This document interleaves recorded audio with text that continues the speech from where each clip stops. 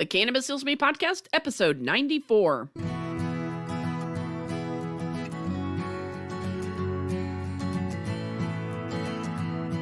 You're listening to the Cannabis Heals Me podcast, where we explore the real stories of real people who have discovered the profound healing properties of the cannabis plant in their own lives. Find more at cannabishealsme.com. Hey everybody, welcome back to the Cannabis Heals Me podcast. I am your host, Rachel Kennerly, and we are coming to you once again from the Storybook Inn Studios.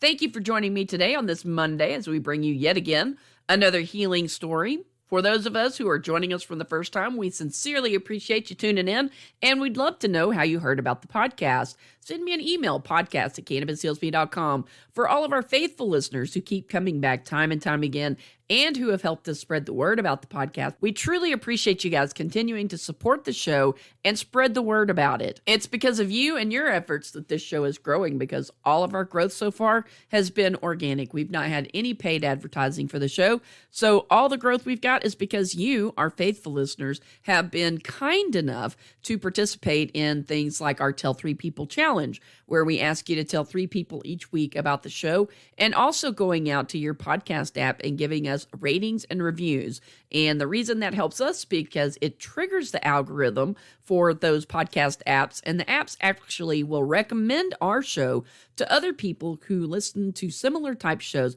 So please keep telling people about the show, and if you haven't done so already, go out and give us a rating or review, because that really does help. You think it's probably not going to help, but it does. Speaking of listening to other podcasts, if you are in search of more crunchy granola freedom in your podcast selection, you need to go check out the Liberty Hippie Network. We were invited to join their feed a few months ago, and you'll find a growing selection of peace-loving podcasts over there, like Homesteads and Homeschools, hosted by my barefooted friend Ben Pangy, Free Market's Green Earth with the aforementioned Ben and Nikki Peen. The guys take a look at free market solutions to environmental issues. The feed also features a couple of husband and wife hosted podcasts, Peace Freaks with Nikki P and his lovely wife, along with the Raising Liberty podcast with Jeremy and Danielle. Go check it out at libertyhippiepods.com. That is Liberty, Hippie pods.com. Our guest today for the healing episode is John Prinz. John suffered an on-the-job work injury back in the 80s, and it wasn't until he found cannabis as medicine that he found relief from his intractable pain. John, welcome. Hello, how you doing out there, and how you doing, Rachel? I am not doing too bad. Let's talk about your personal story. At 31, I worked at a paper mill in Anderson, California called Simpson Paper. Was in 3 unions, worked hard. Well, one night, I had an on-the-job injury, and what happened was in Redding, California, I had to have my first surgery from a Dr. Tate. I call him AKA the Butcher, because he basically, I saw him on Wednesday. He did surgery on Wednesday. By Friday, I was kicked out of his hospital. I went crooked. My spine went crooked about 6 inches over, and if you see my photos, they basically are crazy. So I then had to fight for my right to get to a better doctor in San Francisco, California. I live approximately 3.5 hours north of San Francisco. So I demanded that my work comp insurance company, Liberty Mutual, pays for me to get to see a regular specialist. And so a real specialist. I saw Joe Montana's doctor, a doctor named Arthur White, and he did surgery in 1994, 1995, and 2 in 1996. So I had 4 more surgeries just to fix my spinal cord. I've had 3 discs taken out. They went through my stomach, and it's called a 360 turnaround. I've had multiple epidurals. I've had what they call a spinal cord stimulator trial put on me. It didn't work. I was this close, real close to getting what they call a morphine pump. Anybody out there that has one, they'll know what I'm talking about. So they wanted to put 3-month supply of morphine in the side of me, and then every time that goes bad, you got to go fill that up. What happens if the malfunction? Well, you die. Oh, and wow. So I decided not to do that, and then I started reading history books, and these history books, I found that in a history book that I bought, it's called Marijuana, the Forbidden Medicine, from a doctor from Harvard. His name is Dr. Grinspoon. And so what this book did opened up my eyes when I read it. Cannabis replaced pharmaceutical heroin in 1914. The Harrison Act banned heroin in 1914, so the doctors needed to help the pain patients, and cannabis was the only medicine that an England doctor found, and they started using this to replace the opiate epidemic that they had with heroin in 1914 America. Now we're here again today. The difference is, in 1914, we had about 10,000, maybe 20,000 pain patients on heroin. Today, we got 55 million Americans, maybe even 100, maybe 1 out of 3 are screaming for a pill. And if they don't get the replacement, then they're going to either end their life or they're going to search out and make a bunch of money off of the heroin coming from other nations. Right. So that's what's going on today. So what happened was I also had the 4 surgeries in the Bay Area. From 1994, I've been treating with a surgeon, been treating also with a psychiatrist / pain management doctor. Uh-huh. Now, I didn't know he was a psychiatrist until 2009. I was treating with him since 1994. Pain patients, we don't really question doctors' authority and stuff like that, but we're supposed to follow their rules. And so when Social Security asked me if I see a psychiatrist, I said no. Yeah. I see a pain doctor. So they got his medical report, and they called me back. This is Social Security, and said, John, you don't need to come see one of our doctors. You see a doctor like that. So from that day forward, I realized I'm seeing a psychiatrist. Now, everybody out there in pain, we all will have a form of PTSD because if you're disabled like I am with pain every day for 26 years, it changes our brain. You got to go out and demand your insurance to get a psychiatrist because they will save your life. It sounds crazy because I didn't never want to see a psychiatrist. Nobody wants to see a damn doctor that supposedly helps your brain. Yeah. My doctor, he gave me my Oxycontin, and in 1997, he told me about a place on Market Street called the Cannabis Buyers Club. And it was ran and owned, and the first one ever in San Francisco, operated, I believe, from like 1996 to 1997. But I was a member there in 1997. I went down there. My doctor had to call. I got a card, and we had 8,800 members in San Francisco at the first Cannabis Buyers Club, basically a dispensary. And I would buy my medicine there. But I used my cannabis back then in 1997 for, my doctor had me use it for depression. Uh-huh. He took me off some pharmaceutical depression pills and told me this is the best medicine for depression. What my doctor did not know or have any knowledge of was Dr. Grinspoon's book, Marijuana, the Forbidden Medicine. Now, when was your initial injury? 1992. Okay, so you were, for 5 years, you were on prescription drugs for depression and pain. Was on 14 pharmaceutical drugs. You start off with a few, and then you end up with more. Right. And so I could have ended up with a lot more. At the point I stopped, I was on 14. So honestly, I don't know how much I started on. I do know. I do know this. They first put me on Vicodin. I took 300 Vicodin for the first month. Then they moved me to a drug called, I call it levodromorgan. It was 2 milligrams, 8 times stronger than morphine. Wow. And I had to get a watch from Walmart to tell me every 4 hours to remind me to eat this opiate.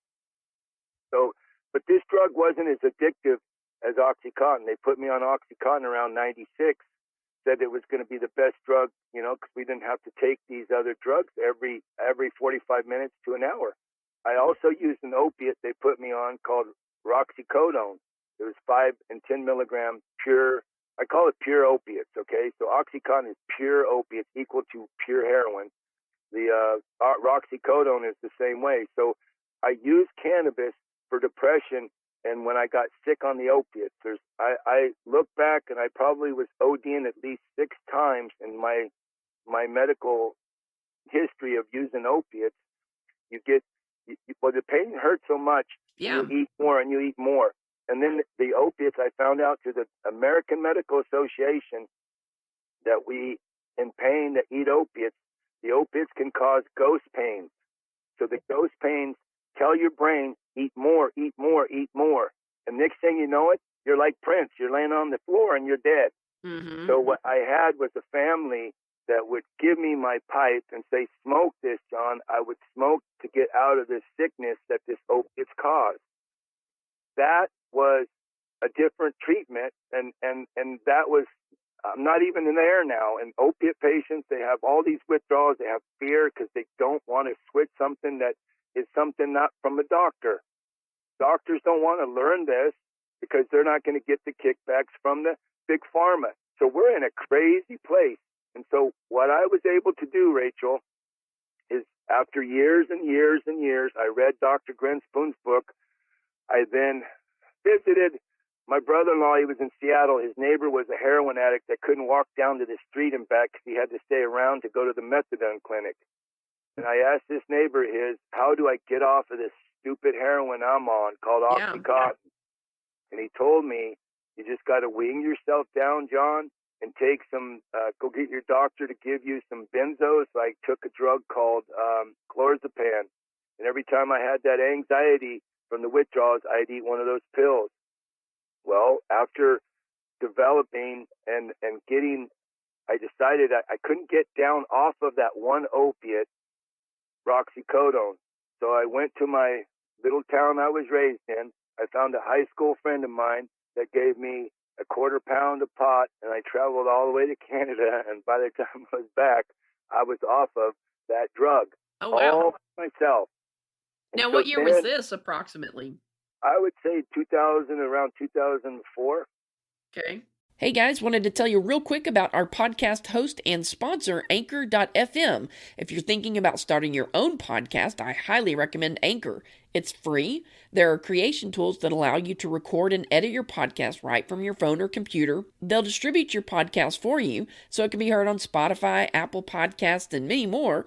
And you can make money from your podcast with no minimum listenership. It's everything you need to make a podcast all in one place. Download the free Anchor app or go out to Anchor.fm to get started. That's Anchor.fm. Now back to the show. So what happened was my wife now, she was my girlfriend, she would drive me to San Francisco, and she said, has your doctor seen you on pot? I was afraid to tell my doctor that I replaced the opiates. Yeah. And so I told him, and he asked me, why are you so different today? I said, Doc, I went out and smoked a joint before I came in here, and I feel so good. This is how I feel all the time around my friends and stuff because I'm medicated. He told me that day, never stop using it. He wants me to use it before I come in. So my doctor allowed me to do, very smart. I got to go into his doctor's office when he had 6 or 10 more pain patients. Did I get to talk to all these people about what I was on? Yes, I did. I advocated about my medicine. And so after years and years and years of me telling my doctor, you're killing me, and I was battling Liberty Mutual. You know, they turned me into Social Security, tried to end my life. They tried to take from us. It's called DDD. Anyone on work comp insurance, you know, DDD stands for deny death. Yeah. They want us dead because of our liability. But what happened was I fought, and I'm 50% Irish. I realized that's where all my fighting comes from, my mom's side. But I can't help it. It's in my blood. You push me in the corner, I'm going to fight. Or you're going to die. And that's where we're at today. So my doctor, he wrote his first book because of me. I kept telling him, you guys are killing us. You're killing us. Yeah. And one day he said, John, I think we're killing you. We're killing all you guys. So he wrote a book. It's called Medical Marijuana. Excuse me. Let me say this again. I got to go find it. So my doctor I educated, he would go back to Walter Reed's Hospital in Washington, D.C. to try to get the vets to be able to use this. I taught him about the federal patients. I've taught him basically that what I did was I taught him with these history books that the medical association doesn't teach doctors today. Mm-hmm. And so my doctor went out and he got all these books, and he dived into it so deep. His book is more than what I'm even saying. I'm a patient, and I have to listen to my doctor and my surgeon, and they have to listen to me. But it's one of those things to where my doctor has been writing me a recommendation, and he's the original doctor that gave me my recommendation in 1997. So I've been legal under California law as a patient since 1997. And my doctor, his name is Dr. H. Moskowitz, and he wrote this book that is called Medical Cannabis by Dr. H. Moskowitz, MD, the guide for patients, practitioners, and caregivers. So what this book really will help is all the doctors out there that are losing their practice because the CDC won't give them their opiates on their plate no more. So the doctors, if they want to learn what they're not teaching in any university yet, buy a book from a great psychiatrist, pain management doctor that has seen firsthand how cannabis can replace all the opiates. And I replaced not just the opiates, but 14 or 13 other pharmaceutical drugs. So my doctor, he used to teach at UC Medical. He's also taught about medical cannabis at the University of California, San Francisco, annual spinal conferences, the American Academy of Pain Medicine annual national conference, and Walter Reed's Hospital at the military and VA annual International Pain Skills Conference. And so I see him every month. I see him every month for the last 25 years. I'm not going to stop seeing him until he retires. But this doctor has saved my life. I give him credit for that because he didn't have to listen to me. He didn't have to do any of that, Rachel. And so a lot of patients out there, if you get anything from this, please just know that fear will stop you from getting the help you need. I feel real sorry for all the patients out there. And the reason why is because I'm also an advocate, I'm a pain patient, and I'm a grower. That makes me a mad scientist, and I've developed crazy drugs that can replace all the opiates. But there's nobody out there listening to the opiate patient. Everything's focusing on the recreational and all the money that's going to make.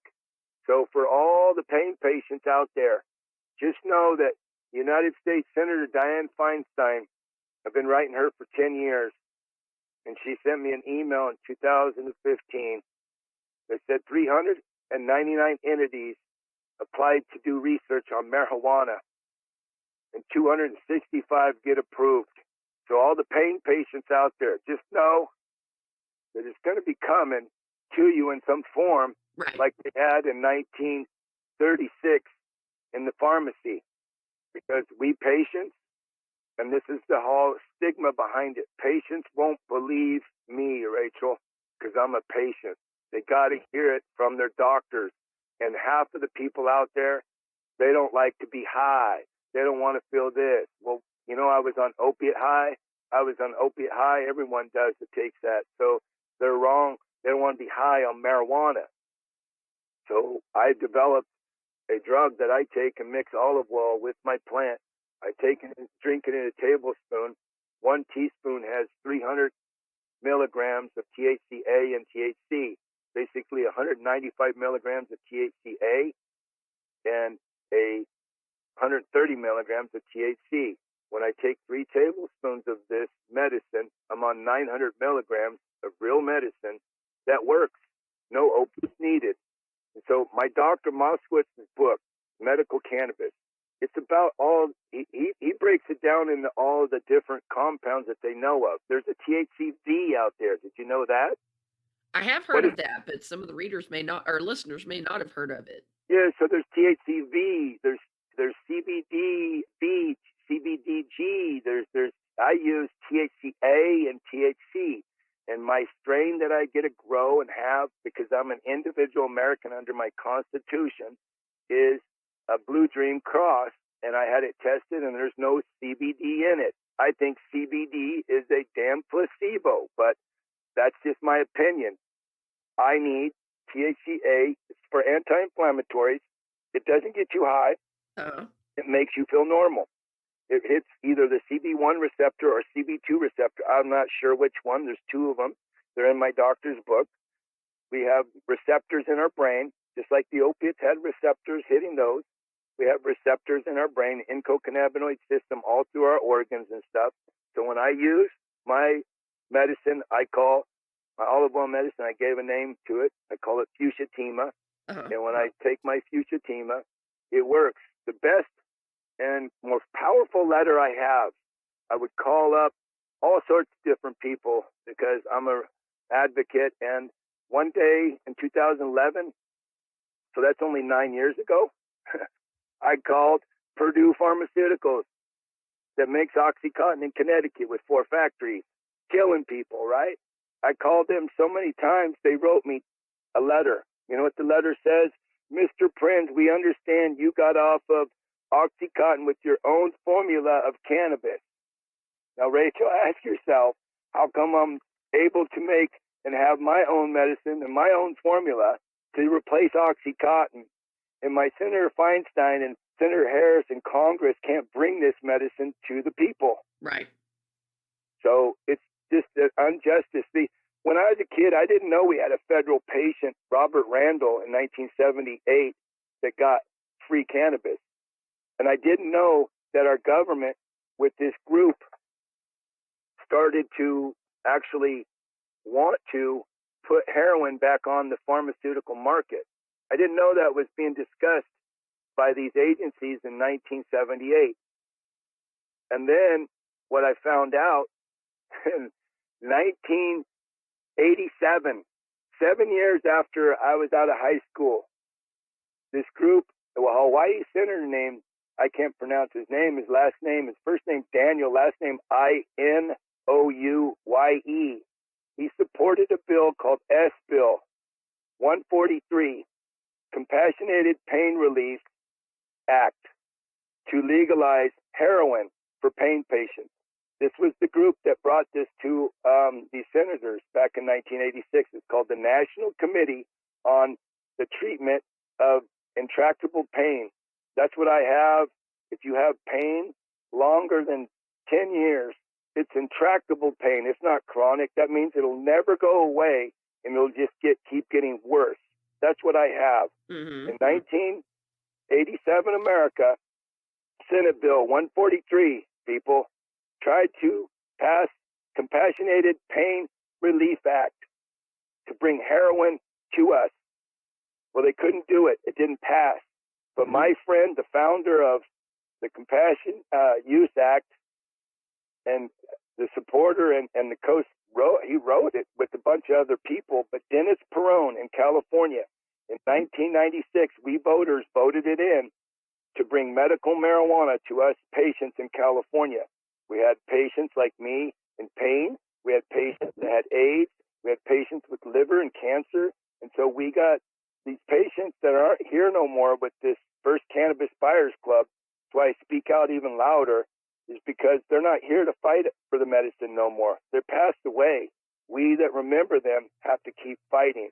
Yeah. And so the FDA in 1996, because California became the first marijuana state for medicine, they legalized OxyContin. So what happened in 1996, America?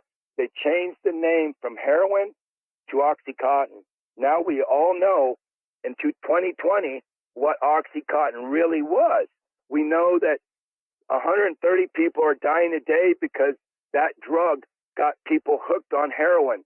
And it's the generation that has to change this. It's the young that has to change this. It's not a Republican thing. It's not a Democratic thing. It's an American issue. And if cannabis can replace, in 1914, heroin, then we damn well know that marijuana can replace OxyContin, or cannabis can replace the legalization of OxyContin that Congress funded. Yeah, I agree with you on that. Hey, John, I want to go back. When we previously spoke, you talked a little bit more about this federal program that is providing patients with medical cannabis. And I wasn't aware of that before you talked about it. So I was curious if you could tell the listeners a little bit more about that program. Okay. Um,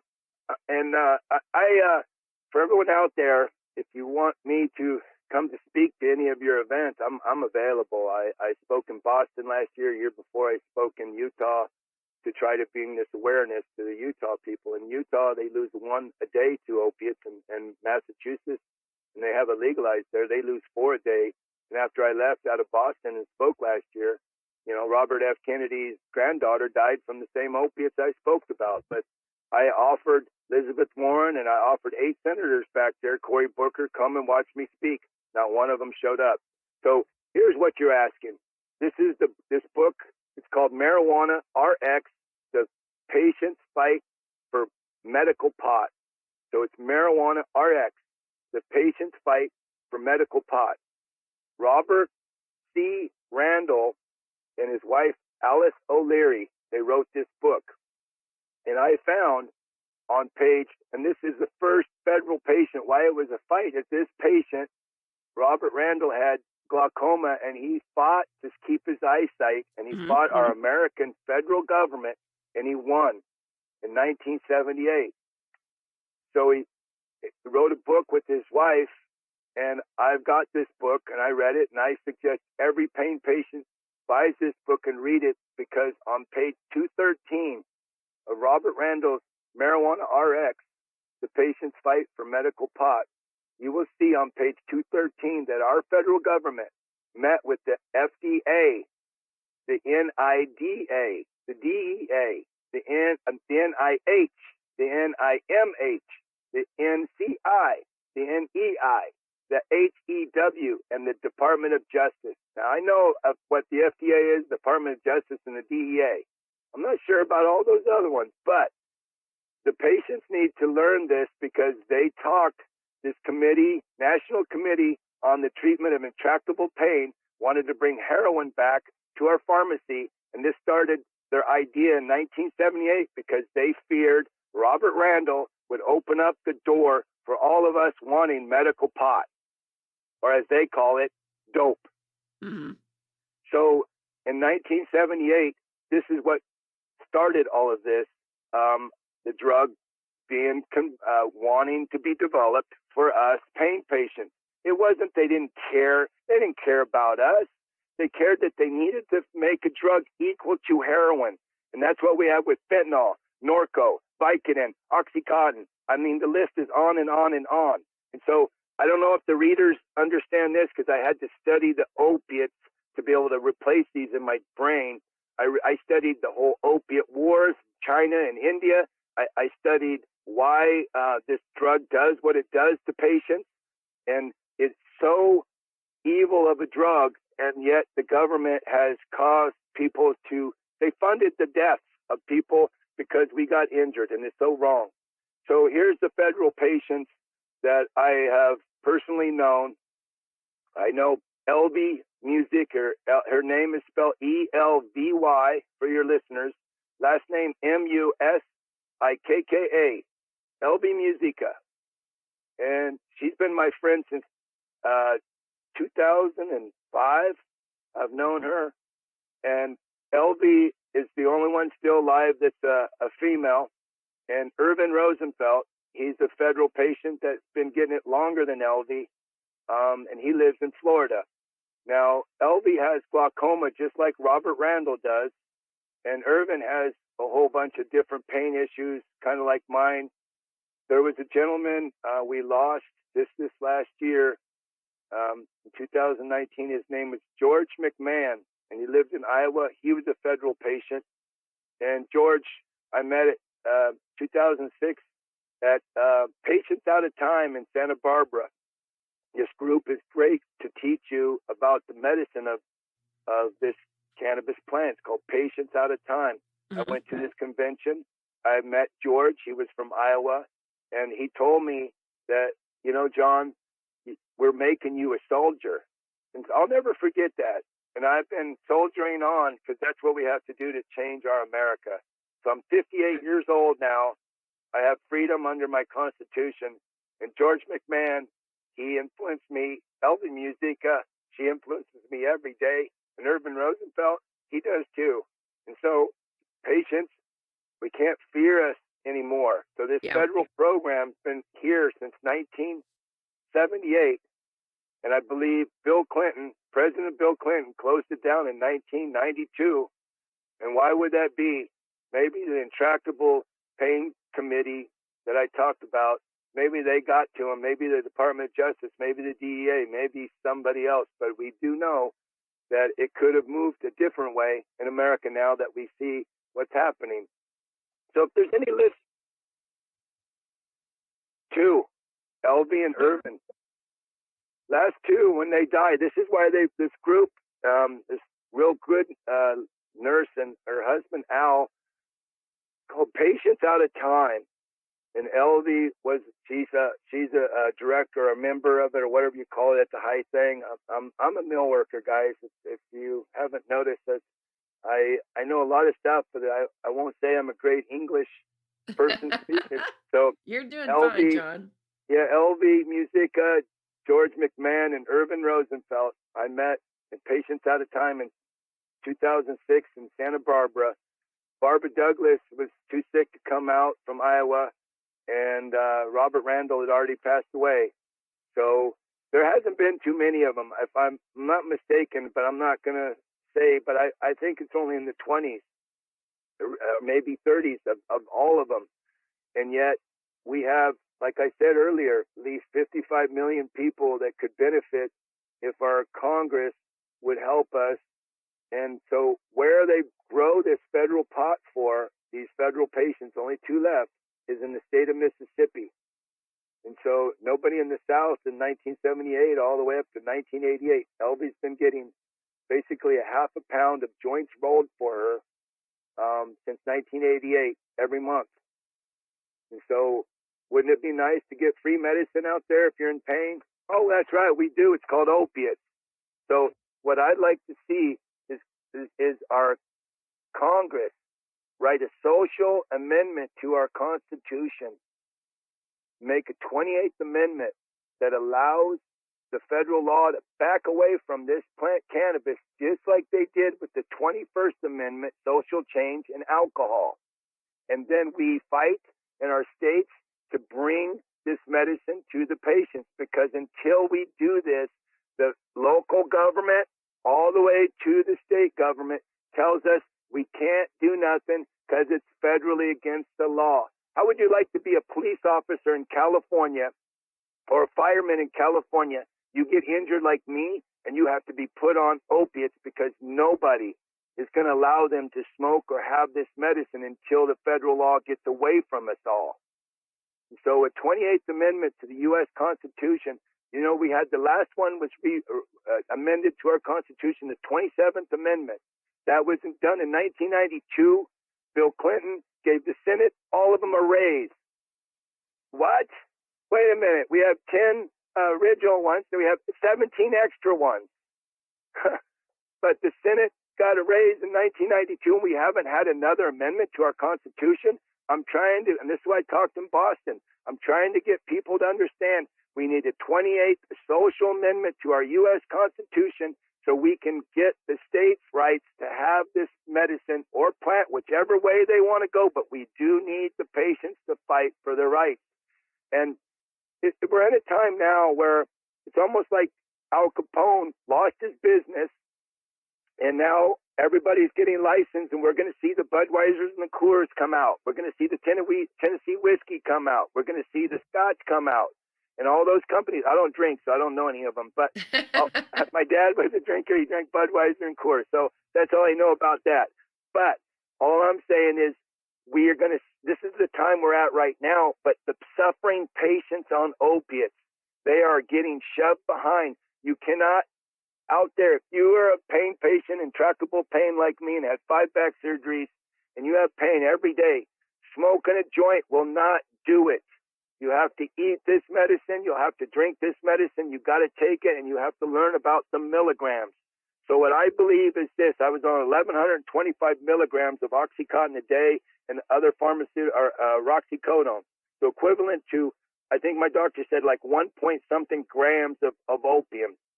So I was eating this every day, 540s, 3 times a day of Oxycontin and roxicodone, probably 20 of those pills, 10 milligrams.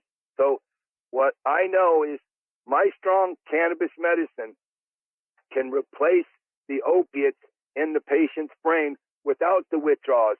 So if you go to a licensed store that has tested medicine, and it's all about the milligrams now.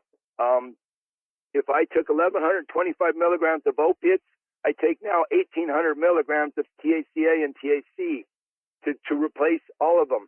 So it's basically almost like if you're taking 80 milligrams of Oxycontin a day, you go to the store and they got 100 milligrams of THCA or THC, eat it.